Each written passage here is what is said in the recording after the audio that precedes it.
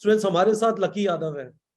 Lucky Yadav का ये 4th attempt था। 2019 में 340, 2020 में 471, 2021 में 479, 479, और इस बार साहिबान कदरदान, ध्यान से सुनिए, 680। दिल्ली का डोमिसाइल है, इसका मतलब ये मौलाना आजाद मेडिकल कॉलेज जा रहे हैं।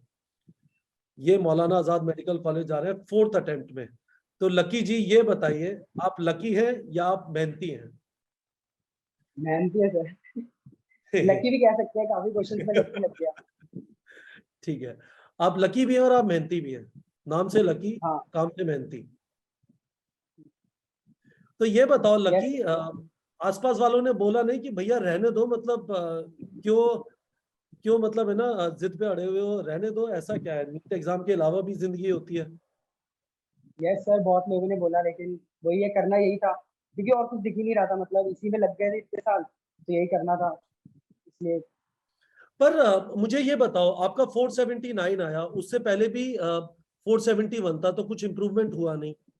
अब कुछ तो हुआ है जो इस साल आपने किया, जिससे आप 680 पे पहुंच गए। पर जब वो 479 आया तो खुद को अंदर से शक नहीं हुआ कि शायद मैं इस कंपटीशन में नहीं सक्सेसफुल हो पाऊंगा? यस सर, मैंने पापा को भी बोल दिया था, पापा यूक्रेन का भी बोल रहे थे जब ये यूक्रेन वाला नहीं हुआ था, तो एक तरह से तो बच ही गया मैं, ये अटेम्प्ट दे दिया तो। ये तो यूक्रेन जाने वाला था, मैंने सोच भी लिया था कि हाँ यूक्रेन का ही कर लेते हैं, क्योंकि अब कुछ मिल ही नहीं रहा इसमें, इतने ट्राई कर लिए कुछ मिल ही नहीं रहा है। लेकिन फिर दीदी ने बोला कि एक और अटेम्प्ट दे के देखो, क्योंकि फिर वहां जाके उतनी दिक्कत होती है, यहाँ के आपको एक एग्जाम ही देना पड़ता है एफएमजी का, फॉरेन मेडिकल ग्रेजुएट का, तो फिर वही एग्जाम तो कभी ना कभी देना, बच नहीं पाएंगे उससे, तो मैंने फिर सोचा एक और बार कर ही लेते हैं अटेम्प्ट। गजब है यार। तो अब ये बताओ, आपने पीछे मुड़ के जब देखा कि मेरे 471 थे, फिर 479 आए 2021 में, तो 8 नंबर ही बढ़े, तो आपने, आपका एनालिसिस क्या था, आपका कंक्लूजन क्या था कि आप क्या गलत कर रहे हो जिसको ठीक करना है? ये था कि मैंने 2019 में तो नहीं काउंट करूंगा, लेकिन 20 और 21 में सिर्फ एक्स्ट्रा पढ़ा था। एनसीईआरटी के मतलब कुछ ऐसे भी चैप्टर्स थे जो मतलब मैंने देखे भी नहीं थे, उन पेजों पे लाइन भी नहीं चली थी। तो मतलब मेन यही था कि मैं एनसीईआरटी जिससे आना है, ठीक है एक दो क्वेश्चन आ जाएगा, लेकिन मेन सवाल तो 88 सवाल तो उसी से आ रहे हैं ना, 90 में से, या चलो 85, तो उस पे इस साल जो था सिर्फ एनसीईआरटी पे फोकस किया था, बायो के लिए खासकर, क्योंकि वही नंबर काट रहा था। तो हमारे प्लेटफॉर्म पे आप जब एनसीईआरटी पे फोकस कर रहे थे, तो किस वाली चीज को सबसे ज्यादा यूज किया आपने? सर टारगेट वाला जो था, कि टारगेट बैच ज्वाइन किया था, तो उसमें ये था कि आप मतलब टारगेट सेट कर सकते हैं, कोई भी चैप्टर सिलेक्ट करो जो आपको आते हैं, और उस पर जो है आपको क्वेश्चंस मिल जाएंगे। तो वो चीज थी, मैंने काफी मतलब ऐसा नहीं था कि मेरे को आता है कि नहीं, और मेरे कोचिंग में क्या चल रहा है उससे बिल्कुल लिंक नहीं था, मतलब वो मेरे को करना ही था रोज। 1 घंटे 40 मिनट्स का टेस्ट होता था शायद, तो वो मेरे को देना ही था, तो जब मैं कोचिंग से आता था देता था, या फिर थोड़ा रेस्ट करके देता था, लेकिन वो था कि देना है रोज। वो बाद में थोड़ा लिंकअप उसका टूट गया था, लेकिन फिर भी काफी दिया मैंने, तो उससे इम्प्रूव हुई है बायो। ये तो कोचिंग टेस्ट में मेरे 280 या 290 रहते थे, 300 बहुत कम क्रॉस होते थे, लेकिन उसके बाद से 300 क्रॉस होने लग गए, क्योंकि एक्स्ट्रा भी आता था उसमें बायो के क्वेश्चन, तो अंदर उसको काउंट नहीं ओवरऑल करना। स्कोर नहीं, आप हाँ बायो का बायो के बात अंदर, करिए।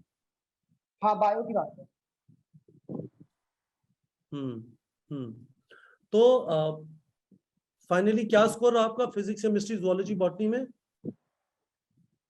मेरा फिजिक्स में 175 है, केमिस्ट्री में 170, जू में 165 है, और बॉटनी में 170।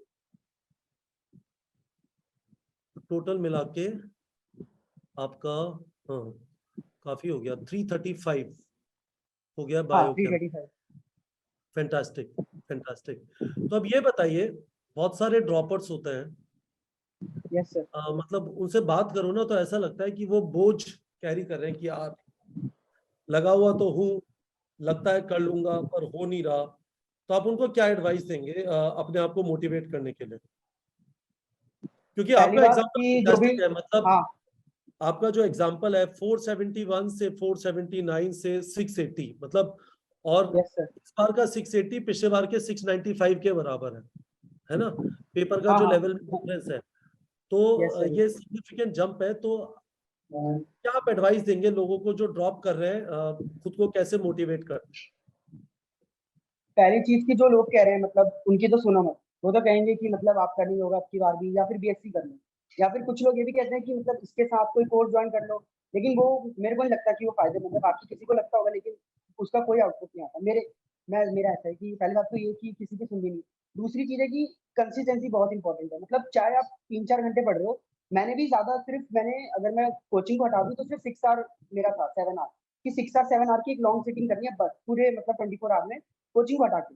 तो कंसिस्टेंसी बहुत है और वो रोज करनी है, नहीं तो अगर एक दिन छोड़ा तो फिर एक लिंक अप टूट जाता है और कुछ चीजें हम भूलने लगते हैं। लेकिन अगर कंसिस्टेंसी रहती है तो मतलब पावर है उसके अंदर, कुछ तो है कंसिस्टेंसी के अंदर, रोज करो तो कुछ तो है उसके अंदर। भी उसी से मेरा हुआ है कि मैंने 2020 और 2021 में मेरी वो नहीं थी, मेरा ऐसे था कि एकदम से लंबा खींच लिया किसी दिन और किसी दिन कुछ भी नहीं किया। लेकिन जो ये कोटा जब मैं गया तो फिर एक सिटिंग आवर बन गया था कि 6 घंटे पढ़ना है बस, बाकी कोचिंग को उसको हटा के। लेकिन मेन जो मेरा सेल्फ स्टडी था वो इतना ही था और रोज था, वो ऐसा नहीं था कि मैंने तोड़ दिया बीच में, कभी नहीं तोड़ा। लेकिन लास्ट में क्या होता है कि जब आप मतलब सिलेबस हो जाता है तो आपको लगता है कि अब तोड़ना पड़ेगा ही, नहीं बैठ सकते इतना वही चीज दोबारा पढ़ना। तब मैंने टेस्ट देना शुरू किया, मतलब उस 6 आवर में मैं 6-7 आवर, तब तो कोचिंग नहीं थी तो मैं घींच सकता था लंबा, तो फिर मैंने 2 टेस्ट देना शुरू कर दिया था। कभी नीट प्रेप के और काफी सारे अलग भी थे, नीट प्रेप के भी दिए हैं, काफी और के भी दिए हैं और अपने कोचिंग के भी दिए हैं। ठीक है, तो ये बताओ, जब एग्जाम पास में आ रहा था तो Yes, हवा निकल रही थी कि यार इस बार नहीं हुआ ना तो अब तो यूक्रेन भी नहीं जा सकते, है ना? yes, sir, हाँ, तो दीदी के पास रशिया जाना पड़ेगा, फिर वो है ना, मतलब रोज के रोज है ना हाँ, झाड़ सुन। डर लग रहा था इस चीज का। बहुत ज्यादा सर। मेरा ऐसा था कि मैंने क्या था कि मैं कोटा में था तो फिक्स था कि कोटा में ही सेंटर पड़ेगा, तो कोटा सेंटर डाल दिया था फर्स्ट प्रायोरिटी में। तो फिर हाँ, उसके बाद क्या हुआ कि मेरा टूट गया, मतलब बिल्कुल मैं कुछ कर ही नहीं पाता, सुन हो गया। तो घर वालों ने कहा आ जाओ, मतलब एग्जाम के 20-30, क्योंकि क्या हो गया? टूट गया मतलब? सर मतलब लग ही नहीं रहा था कि होगा। मैं बिल्कुल मतलब सुन पड़ गया था, मेरे से पढ़ाई नहीं हो जाती क्योंकि सर उसी एक चेयर पे बैठना, रोज वही टाइम टेबल फॉलो करना, तो वो लग रहा था अब नहीं होगा। अब बस दिमाग भर गया कि सैचुरेशन आ गया, एक तरह से सैचुरेशन लेवल आ गया एग्जाम के 25 दिन पहले या 20 दिन पहले का।